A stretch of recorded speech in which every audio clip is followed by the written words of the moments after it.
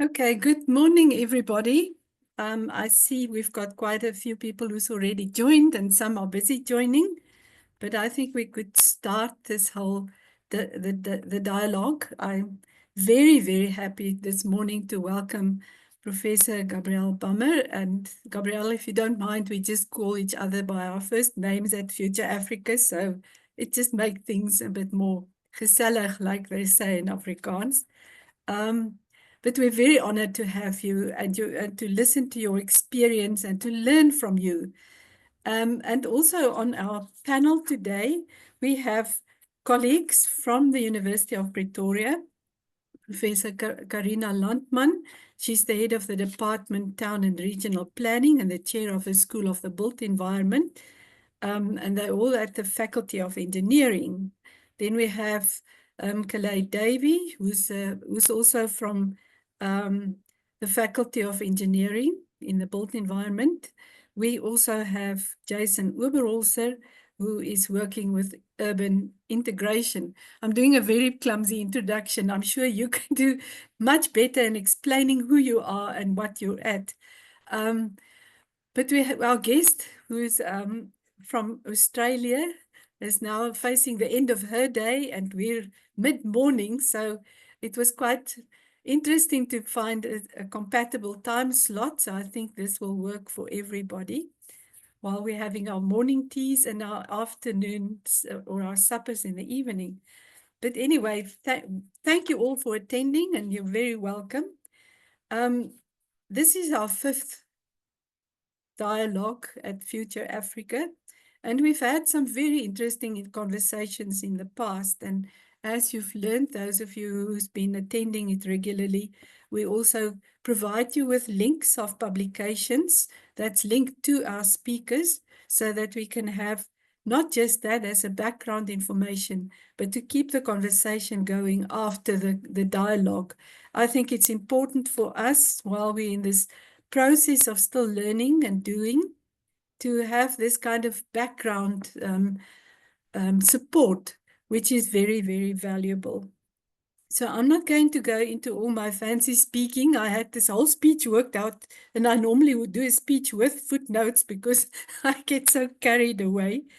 But I just want to mention that we've had some discussions that were quite interesting. And just to summarize some of them, the one dialogue by Roderick Lawrence, who's the author of the Handbook of Transdisciplinary Global Perspectives, we talked about the way that TD goes beyond the co-production of knowledge and problem solving by addressing fundamental concerns about the importance of TD in creative and critical thinking to respond to societal challenges. What Roderick also left us with is this whole idea of scaffolding, where you need somebody who do the scaffolding process while you work with all the various stakeholders in a project. And he shared a very interesting paper that we'll also put on the website at some stage for you to look at. Matthias Kaiser was one of our speakers. He was from Oslo. And we focused on the philosophical discourse surrounding the transcendence of diverse, co-created knowledge and necessary transgressions required to address complex local and global challenges effectively. And then the most recent dialogue was by Frederick Garbelli. He's from Switzerland, and he talked about the aspects of complexity in research, such as creativity as foundation for TD, serendipity as part of TD research process, and the notion of a post-disciplinary academic world in waiting. Very exciting, but all very theoretical. So for today, under the leadership, one can say, of Gabriele, we're going to talk more practical, and we're going to start to not just go into the details of for instance, the idea of Roderick Lawrence's scaffolding, but also ways to do research and a way that it's been done, and then have a conversation to learn from what we could have done better, or how can we do it differently, or how do we start this very, very difficult process of putting together a transdisciplinary research team. So I'm going to hand over to Gabriele. Gabriele is a she's just one of the leading figures in the transdisciplinary world, and we really appreciate that she's here. She will do a short introduction of herself and her activities, and throughout the conversation, she will tell you all the missions that she's involved with to promote this very, very challenging but very exciting topic. Over to you, Gabriele. Thank you very much. It's always a good idea to turn the mute off before you go hunting for your slides. I'm so sorry, everybody. Look, it's absolutely wonderful to be here, and I'm really thrilled that this is set up as a dialogue, because I'm really interested in learning from all of you. I think one of the things that's really exciting about transdisciplinarity is that we're young, and that we're global. There are lots of people doing it, and that we really have an opportunity to work and build the field together. I'll say a little bit more about that as I go ahead. So I'm a professor of integration and implementation sciences, which is what I prefer to use rather than transdisciplinarity, because we need to also work with the systems thinkers and the action researchers and a whole bunch of other people who think about complex problems. I think I said at the Australian National University in Canberra. And I also have the great honour of being despite my reservations about transdisciplinarity, the president of the Global Alliance for Inter and Transdisciplinarity. So the topic I was given was building supportive environments for transdisciplinary research. And I'm going to focus pretty much on the environmental type of things, but I'm very comfortable with the conversation going further. So I'm going to talk a little bit about challenges and scoping interventions, a little bit more about what works, about turning a transdisciplinary lens on ourselves when we try to think about how to set up a supportive environment, and conclude with a few cautionary tales, things to watch out for. I'm not actually going to say very much about the challenges, because it's easy for us as academics to get caught up in what Barack Obama called loving the problem. So we can often spend quite a lot of time thinking about what the problem is, and then run out of energy for thinking about what we do about it. So I'm going to focus pretty much on what we can do about the various challenges. And so this is kind of retrofitting. I'm going to give you the solution, and from the solution you can figure out what the challenge is, which is a bit of an unusual way of doing things. Certainly one of the important things that we need to do as a field is to develop a shared vision of what it is that we're trying to do. And when we're scoping interventions, it's really important to think systemically. So what's connected to what? To think contextually. Clearly, we work in different country contexts, but there are a whole range of other contextual factors. To think pluralistically. So the thing that's so much fun about transdisciplinarity is that we're trying to bring different perspectives to the table to get a more complex understanding. And that's where the creativity comes from. And it doesn't just come from diversity, it also comes from the tension, the discomfort that working with somebody that you disagree with, and trying to find a way through that is a real source of creativity. And then when we're scoping interventions, we've also always got to think politically. So where's the power? What can we do? And really looking forward to digging into that some more. So then let me talk a bit about what works. So there's plenty of anecdotal evidence, but there's no good compilations of that anecdotal evidence. And so one of the things I think it would be helpful to do is to start to compile that, to build a database. We certainly need to learn from the successes of others. And one of the places where I go is to look at what other disciplines have done to work as disciplines, and what can we learn from what the disciplines have done to become so successful, which is why the book that I've written called Disciplining Interdisciplinarity is called that. I'm really interested in could what we do also be thought of as a discipline? We need to celebrate our successes. We need to learn from our failures. That persistence is really, really important. We need to support visionary leaders, and I'm going to give you some examples of those. And we need to support each other. It's really important that we are in this together. We had a bit of a preparatory meeting, and that was already a lot of fun. And I can see that you're a group that knows how to have fun, yeah, particularly my co-panelists. So, and I think that's, if we're not enjoying what we're doing, particularly because we're working on such complex, wicked, distressing problems, we're going to go under. So we have to find the joy in the process of what we're doing to mitigate the sadness of the problems that we're usually working on. So I'm going to tease out 3 ideas about building the field. So one is learning from the disciplines. As a field of transdisciplinarity, or as I would argue, a new discipline, we've got to build and define our own expertise. So at the moment, if you take an established discipline like quantum physics or immunology, they've really got it together, right? We're still trying to figure it all out. And so we're at an immediate disadvantage, but the reality is we are working very hard on figuring it out. And I think we have a unique opportunity that none of the disciplines had, which is that because we're so young and because there's so much activity happening around the world, some of which isn't called transdisciplinarity, but around the world, researchers are working with communities to try and help them understand their problems.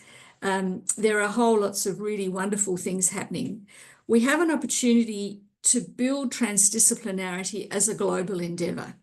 So all of the other disciplines were built in the global north and exported to the global south. We have an opportunity to not do that. We have an opportunity to really move forward together. And I think we should seize that, because that makes what we do such a source of excitement and joy to be able to do that. So that's one of the things that really excites me, is thinking about how do we facilitate that happening. So back to learning from the disciplines. One of the things we do as transdisciplinarians is we often ask others for permission. None of the disciplines do that. The physicists don't ask the immunologists for permission to do what they do. They do it, and they self-regulate, and they set their own standards of what's good and bad, what's in and out. And we need to do the same thing. We need to stop looking outside for permission for what we want to do, and we need to band together, if you like, and set our own standards and limits and what's important. We do, however, have to also build social license. So if you look at what the astronomers do when they want to build a new billion-dollar telescope, they are really effective at selling their message to society. And we also need to do that. We also need to make our politicians, our communities aware of the value of the kind of research that we're doing. And we need to be really good at building that social license. We should never expect everyone to be supportive. Not everybody wants to do transdisciplinarity, and not everybody thinks it is a good idea. We need to work with our allies and not to worry too much about the people who don't like what we do. But it's always useful to understand what they don't like about it, because sometimes there's a kernel of truth in what they don't like, and that gives us something to think about and work on. We need to unite, and we need to unite globally. We need to unite across a bunch of different areas. So, as I said in the introduction, transdisciplinarians and interdisciplinarians are not the only ones who think about complex problems. The systems thinkers, the post-normal scientists, the action researchers, the implementation scientists, the complexity scientists, the science of team scientists. There's a whole slew of groups that are starting to form about doing this. And my argument is that we should get out of our silos, not just criticize the disciplines for being in their silos, but we're pretty siloed as well. And we need to unite and build professional associations and peak bodies. they've been incredibly powerful for the disciplines in getting them to the table, in getting them to influence research policy and funding, and they would be really powerful for us too.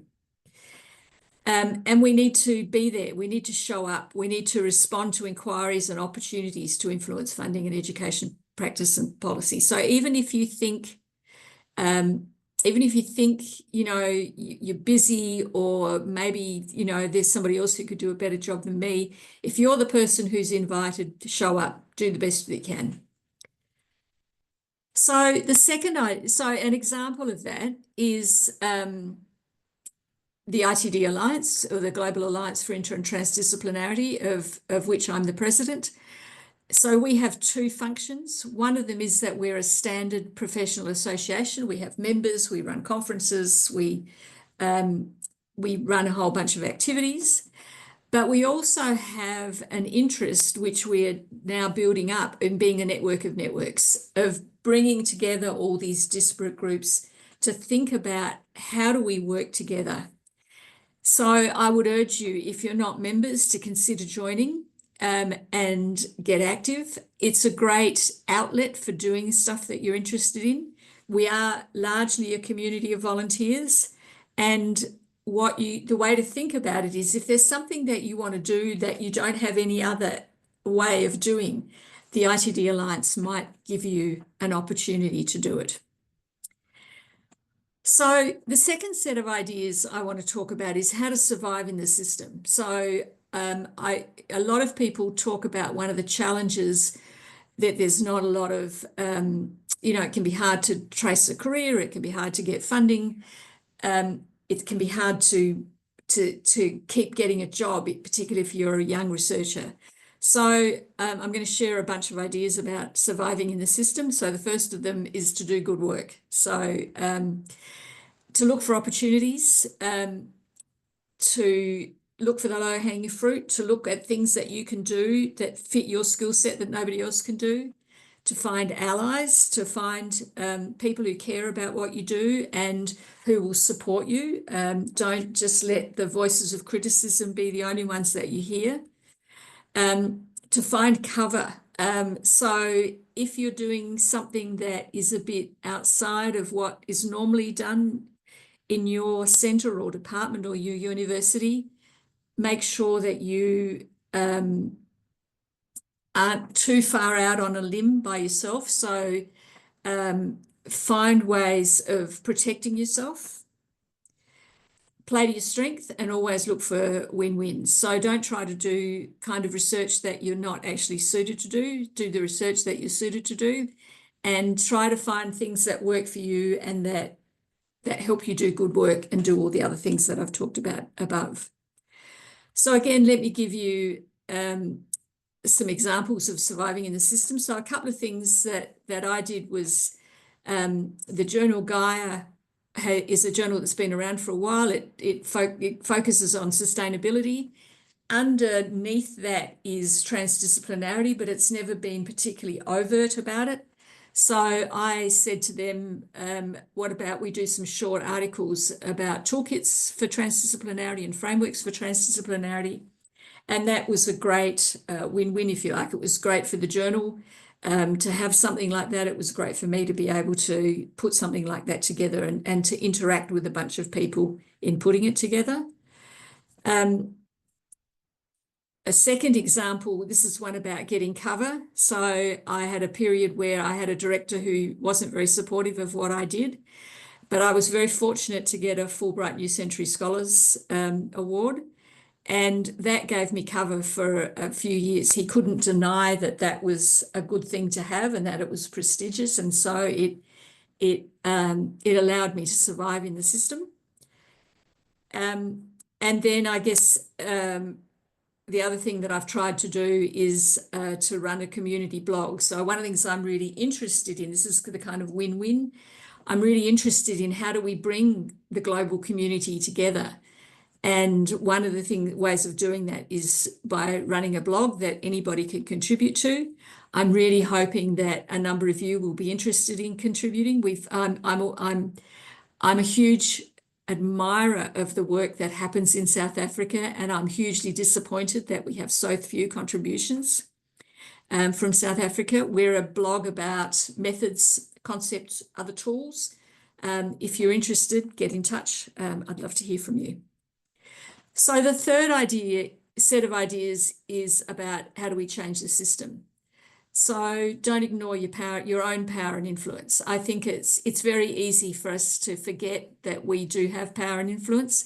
A lot of us suffer from imposter syndrome. It's happened to me. So the Fulbright Award that I got, I never would have thought of applying, but somebody pushed me to apply, and I was successful. So don't give it a go, and don't ignore the fact that you are able to do things, and figure out what you can do and where you can have influence. Again, seize opportunities. So if something comes your way, go for it. Again, find allies and develop a vision together. And when you're changing the system, you can't run away from risks. You have to take measured risks, but think about how you can recover if it all goes against you. So again, let me give some examples. So my university decided that every undergraduate would learn how to be capable of using their disciplinary knowledge for transdisciplinary problem solving. And when that happened, I jumped at the opportunity to get involved and to help develop this framework, which is guiding what the university is doing. And so I was invited to be involved in that. But when that process finished, I saw an opportunity to lead something that nobody had asked to be led, and that was to work with the library and to pull together a library guide to transdisciplinary problem solving. This is available for people who might be interested in it, and we think it's the first time in the world that anybody's tried to put this kind of set of resources together.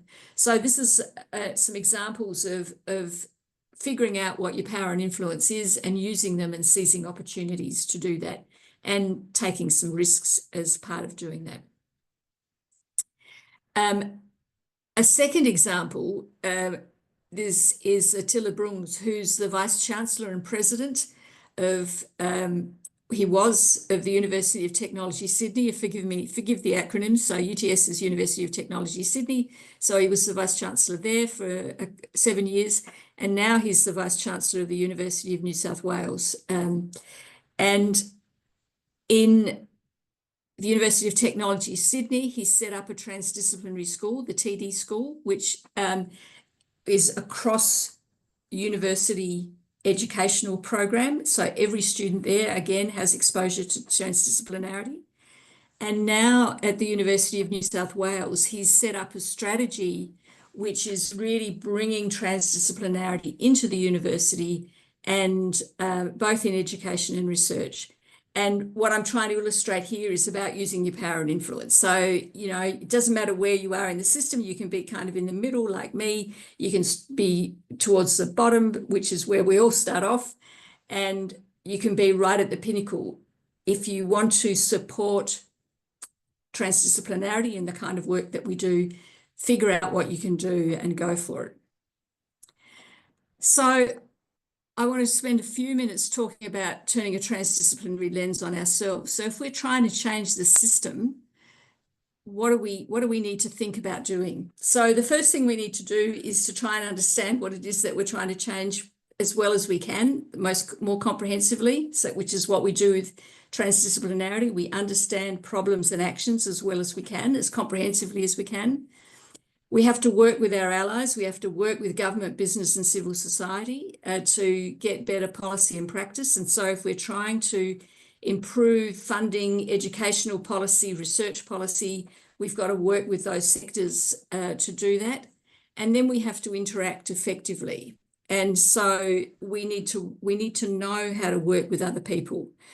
So if we're trying to change the system that we work in to make it more conducive to what we do, we've got to think about working systemically. We've got to take the context into account.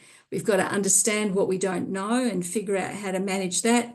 We've got to work with others in a pluralistic or diverse way.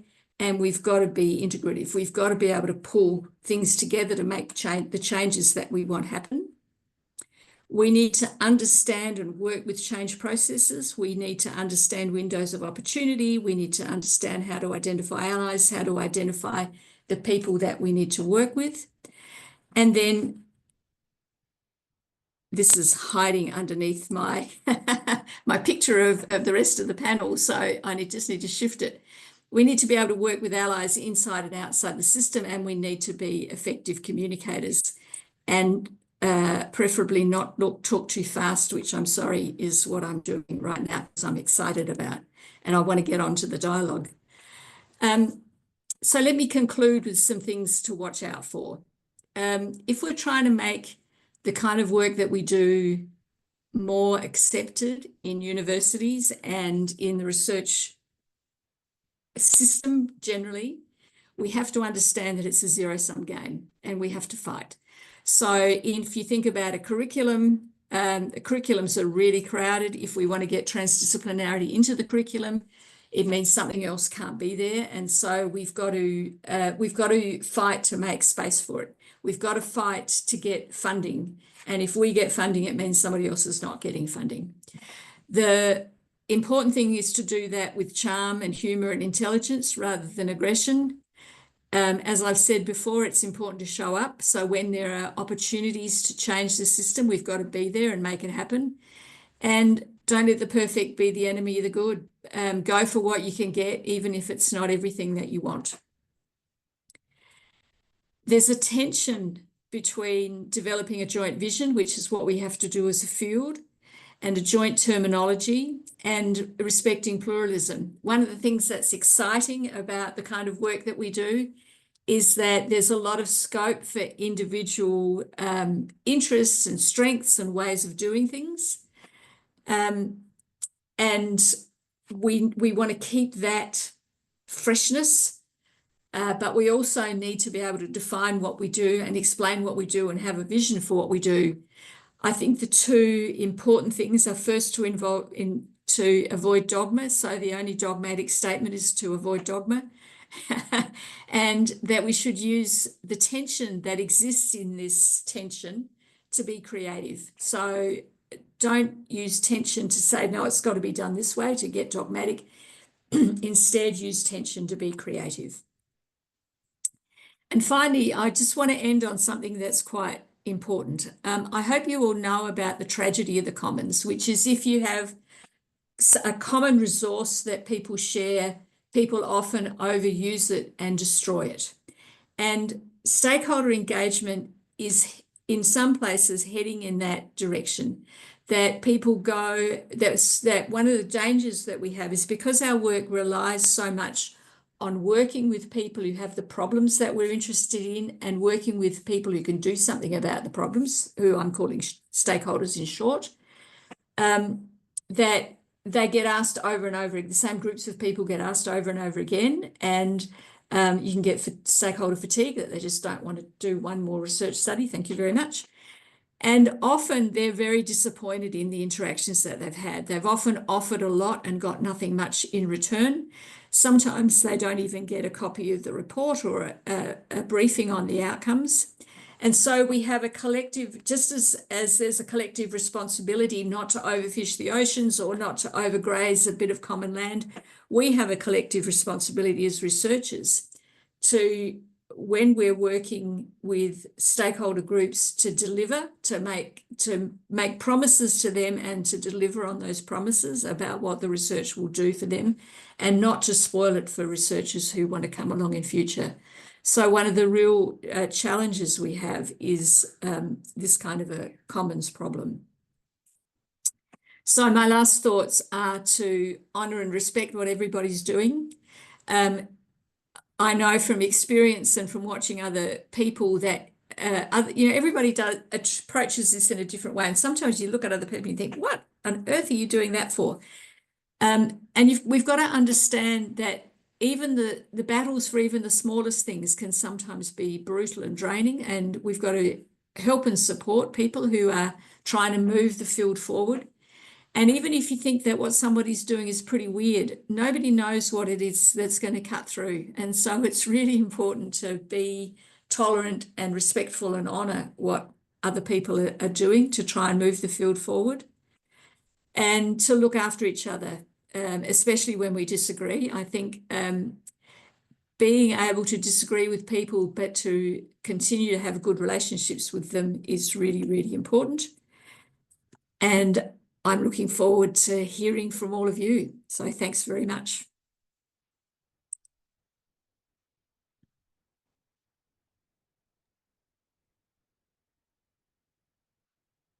Thank you, Gabriela. That was very inspiring. I must say, I suddenly feel much more optimistic about what we're doing and trying to do than I did yesterday, because it is a daunting task, and you sometimes do have a fear that you're on the wrong track or whatever. But anyway, so I'm going to ask, I don't see her on the screen now, Karina, to just give us a brief idea from her perspective on what is happening. And after that, Calayde and Jason will just do brief discussions of their work, and that will set the tone then for us to have questions and answers. Karina, are you there? Yes, I am here. Thank you There very you much. are. Thanks. Okay. Good morning, everybody, or wherever in the world you are. Good evening. Thank you very much for the opportunity, and thank you for our guest speaker for Future Africa for organizing this. I just have a very brief few notes to share. I've always been very interested in transdisciplinary research, coming from my previous place of employment and where I am today. And both as a researcher, engage with projects working on transdisciplinarity, having to struggle through some of those issues, how we work together, what do we do together, and more recently, in my role as HOD and also chair of the School of the Built Environment. I've also had some really, really nice discussions with researchers that are very keen on doing transdisciplinary research, both in our department but also in the school, and you'll hear from some of them today, and look at their successes. But at the same time, there was also challenges from other colleagues who said, oh, this transdisciplinary thing, what are you talking about? I mean, why should we put this on our research agenda and things like that? So from my experiences, basically just two things that I would quickly like to talk about in terms of challenges. The one is really challenges that emerge between the team members. And this is only from my own experience, often related to the types of data and methods that are used.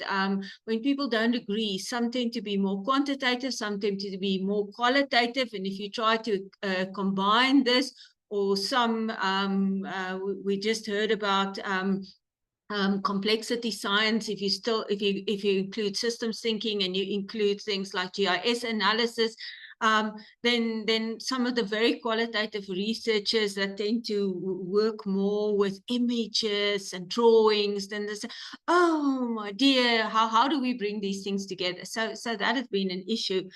Also in our recent project that we just completed, on regenerative public space. And then there was also this issue of tensions between professions. Are some professions more important than others? Is transdisciplinary only for certain types of professions, and those kind of things that also emerge in the discussions. Another issue sometimes emerges with community work, and Prof. Bammer have just mentioned that there can be fatigue from communities, but it's also this thing of while we've always had this tradition of working with communities in the built environment, many other professions did not have that. So this continuous engagement, and what's the protocol, and how do we work with communities, and how do we make them part of this, so that it's not just we use them for our research. And then lastly, there's also these tensions between the academics and the industry partners, because the industry partners come in it and they want something out of it, but often the academics are more interested in the research. So how do we deal with that? That's also an issue. And then lastly, the second challenge is, I have mentioned that among researchers themselves, where some people feel there's no value in transdisciplinarity. If we don't have the in-depth research, how can we try to work together? So, I mean, my perspective, I don't think it has to be either or, but let's discuss that. And then also in South Africa particular, I'm not sure in other countries, there's this issue of when you're rated as a researcher, as an NRF rated researcher, they prefer very much in-depth research and not transdisciplinary research. Otherwise, they tell you your research is not focused.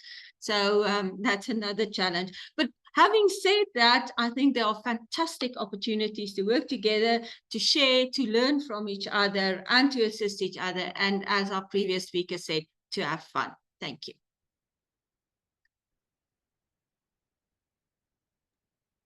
Thank you very much, Karina. I think you've put it all in a nutshell. So without further ado, can I ask Calayde to just do a little bit of a discussion on her very interesting work, and then we'll shift to Jason. Good morning, everyone. I'm Calayde. I'm at the University of Pretoria Department of Architecture, and I challenge the idea that we cannot use existing curricula for transdisciplinary work. And I'll try and demonstrate that in the classroom that I set up. And hopefully that makes sense. So I will be going through this quite a bit. And is it going full screen? Is it full screen? Thank you. So in our world, the built environment, we are typically educated in different silos. And I'm not going to speak about research and community work in that way, but in the sense that our community is the professional community delivering a project. And that's the focus I want to work on in this 5-minute discussion, because we can't do transdisciplinary work if we don't learn how to do it. It's really, it's an after the fact idea at the moment, where it should be fundamental to humanness in how we deal with the world and the problems we face. So my thing I want to show you today is a classroom environment in the, quote, professional community of the built environment, architects, engineers, planners, and the stakeholders that are involved with that. So project making for us right now is we put the project outside of our discipline, and we put the working world outside of our discipline on the left. And in this classroom, we flip it around. We put the problem as a shared problem in the middle, and we find ways for all the disciplines to work with that problem from the start, whether or not they have a different expertise. We also engage the stakeholders in that fashion. And the reason I'm saying this is this means we do not change a single module, a single outcome, a single assessment, a single supervisionary role at all. We don't even have to touch it because we're working on a common problem. So the example I give with you is a simple theme that we often run, which is materials in the built environment. And I focused in this to the group of students, which are coming from diverse backgrounds, about our common problem. And this is a big problem for everyone. Cities occupy 3% of the world's surface, and we cause almost 80% of all the problems. No matter who you are, that is what we're dealing with. And this is not a disciplinary silo problem, it's an us problem. And with that framing, we ask all students from all backgrounds and stakeholders, how are we working with cities and the stuff and the problem? And the current system does this. We build it, we throw it away, we trash it. And we start reframing the problem as a collective problem. We are all running out of sand. We are all running out of water. How are we going to build the cities of the future, so to speak, if this is our problem? It doesn't matter where you come from. And we are all contributing to impact problems. These are some of the examples. There's crazy stats about that. But through this process of putting the problem and the impact in the center of the discourse, in the center of the classroom, no matter the background, we don't need to change our curriculum. So this is what it looks like. We take the storyline from a creative space to a laboratory to a research unit and back and forth without touching any paperwork. So in our studio and our classroom, we work on the idea of shifting a system from linear to circular, and we talk about themes and anchor points that are vague and open enough so anyone can participate, but not focused in a way that people get blindfolded from their discourse. And we engage with many stakeholders about this. I'm speaking from a professional community perspective. Stakeholders for me mean communities, clients, industry partners, owners, all sorts of things. And this is what it looks like. We take a creative studio, we take a topic that we all share in common, circularity in the built environment, very broad. We put that in the middle with a reframing, and all students are welcome to attend. This is what it looks like. We all focus on the problem together. And we prompt students to think about how they are helping the problem, not how are they helping themselves. And through this process, the students, first of all, they build relationships with each other. They get less scared of going into the world and talking to people about common ground problems. And they also they open their minds as they move forward into applying how their discipline helps us, not them. And the outcomes are always then community-centered, systematic, big picture thinking, and very creative work comes from this environment. And this is still disciplinary relevant, even though it's transdisciplinary learning. So students come up with all the things they need to do for their disciplinary outcomes with impacts and things that can be measured. And we take this forward then one level deeper into a research mind instead of a creative mind, whereas we repeat the process. We take a research question that we all have in common, we put it in the middle, and we get a bit more technical, but we still learn and research together in the field. The students go to the field, they focus on a very specific problem at hand.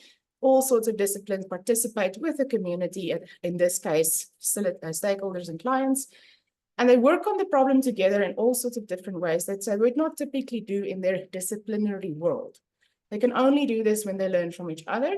And while there's some technical learning and some interesting data stuff that some of us do, the most important thing I think is this. At the beginning of the class, I asked them, students, organize yourselves according to what you think needs to be done to achieve the outcome of this project. And this is what they come up with. Architects will do this, engineers will do this, whatever, all siloed. And literally 3 weeks later, it looks like this. And they discover that they need each other to work together. The problem is an us problem. And they also figured out that they're not alone. They need extra people coming in this case, the quantity surveys, which I've never thought about before. Now, if we prime students to work together like this, they get very excited. The whole back row shot up voluntarily from real estate to just participate in this classroom because it's way more interesting than educating in a disciplinary way. And the impact is for me on the transformation of the individual. The students are highly motivated because they feel more engaged, they feel more heard, and they feel free to ask questions and go into the world in a professional world where this is usually refrained from doing.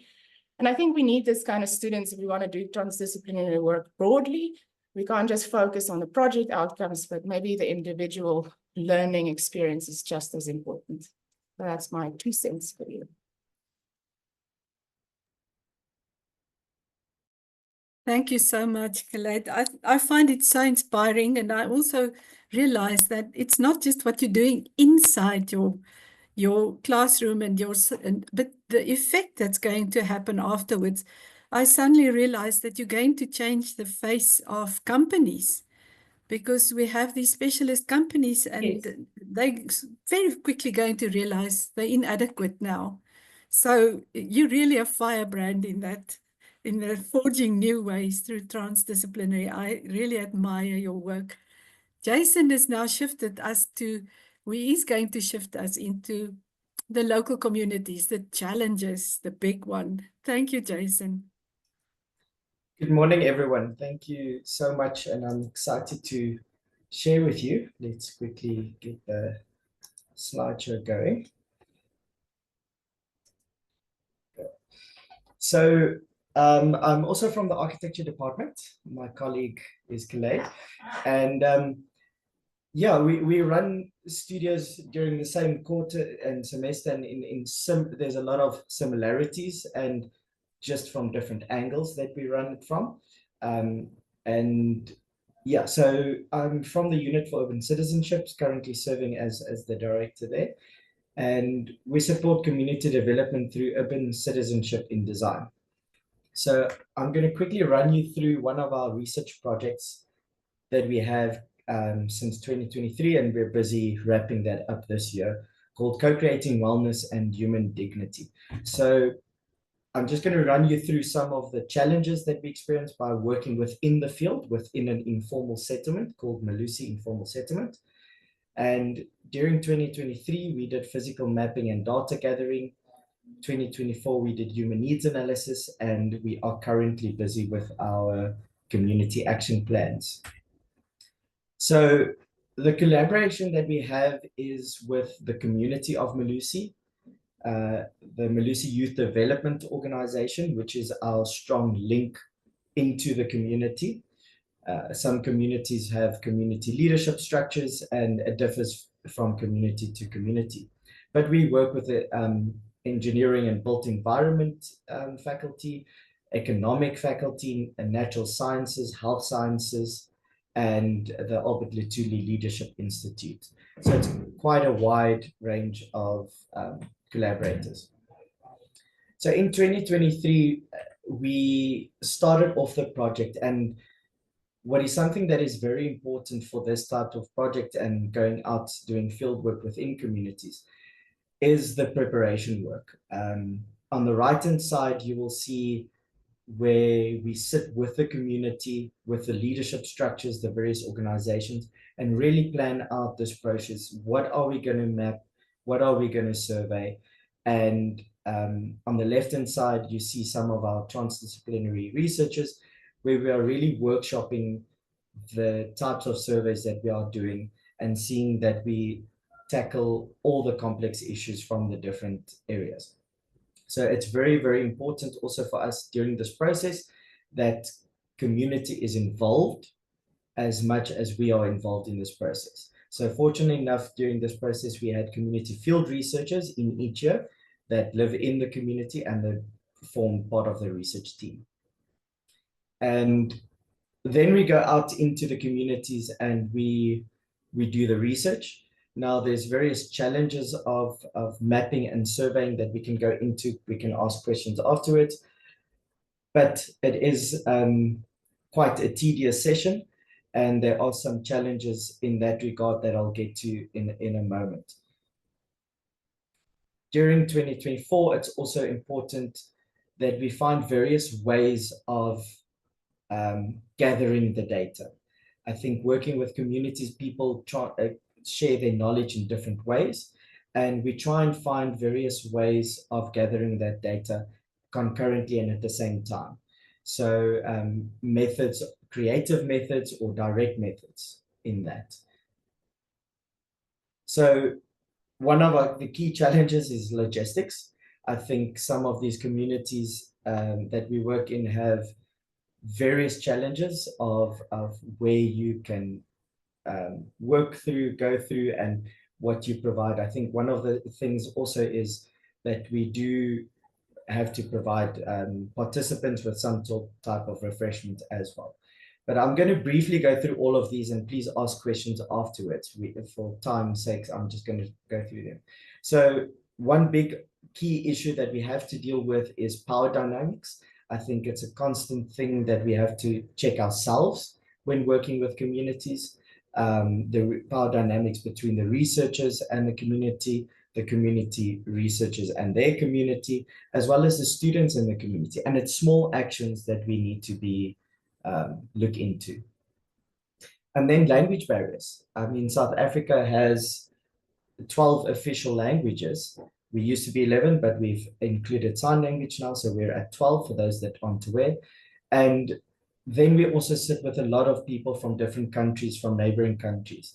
So we sit with many languages, and that is one key issue that we have to make sure that we deal with, to make sure that the knowledge transfer, the data collection happens in the correct way.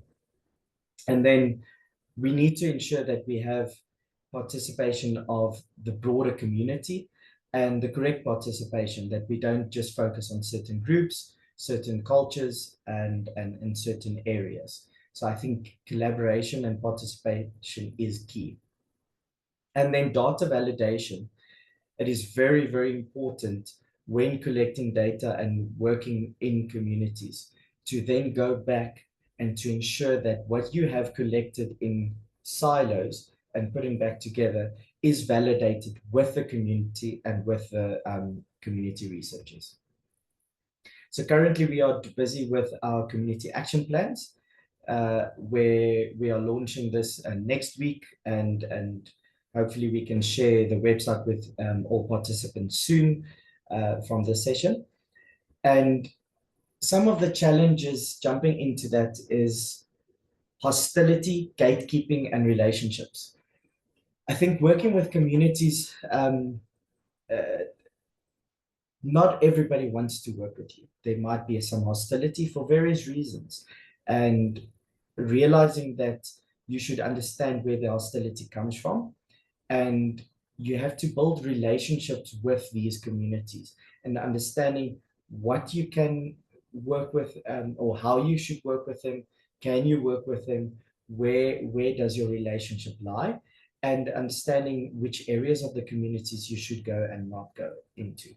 And one big thing working with this is the briefing and debriefing of students and researchers. We're dealing with real life issues, and things come out from working with communities that are really shocking and impact you. And then gatekeeping is also an issue that we do have with some communities, where some of your community partners or leaders or organizations actually gatekeep the information between you and the community or prevent you from going in. Then that brings me to the question of your long-term engagement with the community. I think our stance is to build that long-term relationship with the community and to build up and lead into how you would engage and do research there. And we're talking about 5 to 10 year engagements with communities. And it starts off slow, but you have to build up that relationship. And then on the other side of that, you also look at stakeholder fatigue, which was also mentioned earlier today. And it is very important for us to realize the stakeholder fatigue and where is that line of doing research where you're actually just abusing the community or using the community. And that's a line that is different in each and every community and project. But this is something that one needs to really be cognizant on. And with that being said, is looking into the knowledge dissemination and the enablement of the community.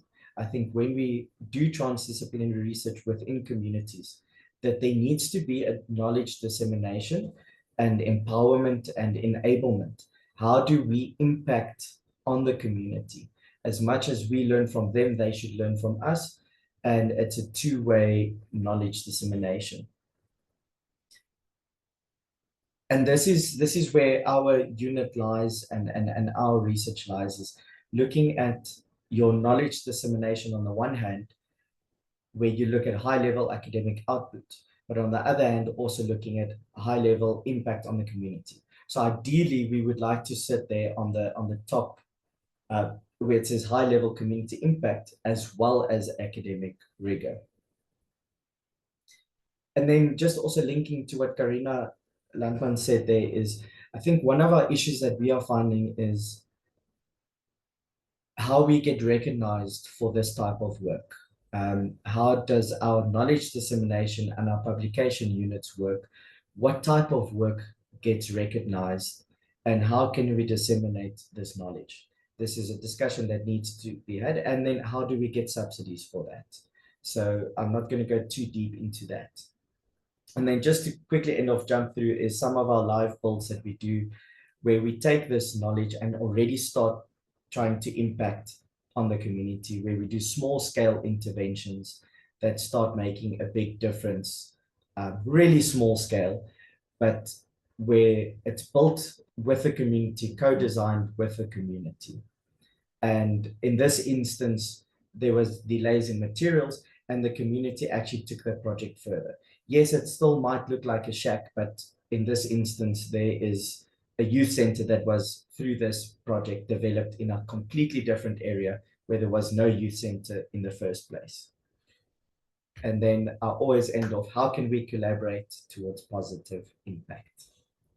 Thank you very much.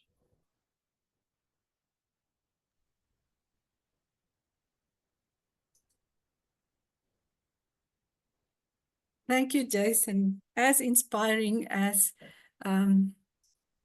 Calayde's work, I'm feeling very proud that UP is busy doing such amazing work. I think it's really great. Gabriele, we're running out of time, and I know that you are looking forward to have some conversations and questions. So can we use the last few minutes to ask questions? You can just indicate that you want to ask something, and Lerato will assist in that. And then can I propose, Gabriele, as I said in the beginning, that we try to continue our conversations, and will you be willing for us to continue this conversation? If there are other questions coming up, we can actually ask you to respond on that online. Yes, Thank of you. course. But let me say how much I enjoyed the 3 presentations. Karina, they're very lucky to have you as a boss. The people in your department. I think somebody as thoughtful as you is really quite is a treat to have, and I hope that people value you as much as you deserve. And then Calayde and Jason, what wonderful work. It's just really, really exciting and inspiring to see what you're up to. I hope you're writing it up. I hope it's out there in the world because this is something that everybody needs to know about. Yeah, happy to have the conversation. We enjoy our work, so it's easy to do. Yeah, thank you so much. Yeah, I was busy there typing some replies on the questions, but I think it's nice to work with Calayde in the department as well, because we're learning from each other at the same time and looking at different angles and perspectives. So we're very fortunate to be able to work hand in hand as well. Yeah, the field's in very good shape with people like you. Woo! Yes, I fully agree. I think it's exciting. I also think there are so many other things to talk about. You know, I'm suddenly remembering, for instance, Sandra Harding's standpoint theory that I've worked with years ago that suddenly becomes prominent for me again, and also the impact that's coming from, you know, philosophy, for instance, which is my field, just to see how it's changing direction, just as Calayde and Jason is changing the future direction of companies, for instance, in the built environment. So that's very exciting. So we've run out of time. It's 1 minute to go. I wish we could have another hour to have the round table that we were actually planning and looking forward to. But I think we've all learned a lot during this session. And Gabriele, you've been really so practical and hands-on with your advice and your links. So we will make use of your offer of joining all those links. We will continue our conversation online with you at some stage. We would like to send some emails, and me and Lerato will put together a set of questions if it comes up later. You all know where to reach me. And then we can continue the conversation. And please share your new publications with us. It's really inspiring. And to the audience, please join the blog. You've had this offer now for integration and implementation insights. There's a space to share ideas. I think it's always very useful and exciting. So with that, I'll have to say goodbye before they cut us off. We've only been allocated this 1 hour. Gabriele, thank you so much for your time, your patience with us, and your support in future. I'm sure we can bargain on that for going forward. Anything else you want to add, Gabriele, before we leave? No, as I said, it's been an absolute delight to hear about this wonderful work. Really, really inspiring. Thank you. Well done, Jason and Calayde and Karina. Thank you for assisting in this. You've made it a very nice, interactive, interesting showcase of we can still do it. We can change, which is wonderful. Thank you. And Thank as I you very said, much. let's move forward as a global community. I think this is the most important thing that we can do. Absolutely. Absolutely. Absolutely. Thank you so much, everyone. And I've been rushing to answer some of the questions. I did post my email address there, so please do email through your questions and continue this discussion. I would love to continue it, or on LinkedIn and connect with us. Yeah, you're welcome to reach out. We're easy to find, so just reach us. We're happy to respond. Great. And if you really want to meet face to face, we do have this transdisciplinary working group at Future Africa, where I try to host discussions, very informal, asking questions and sharing problems. So I will advertise the date soon of our next meeting, and then you can actually sit around a table there at Future Africa and discuss whatever you're experiencing. So that invite is still coming. So with that, I'll say goodbye to everybody. Thank you very much for attending. And let's keep this dialogue going. Thank you, Gabriele. Thank you. Thank you. Have a good day. Thank you very much, everyone.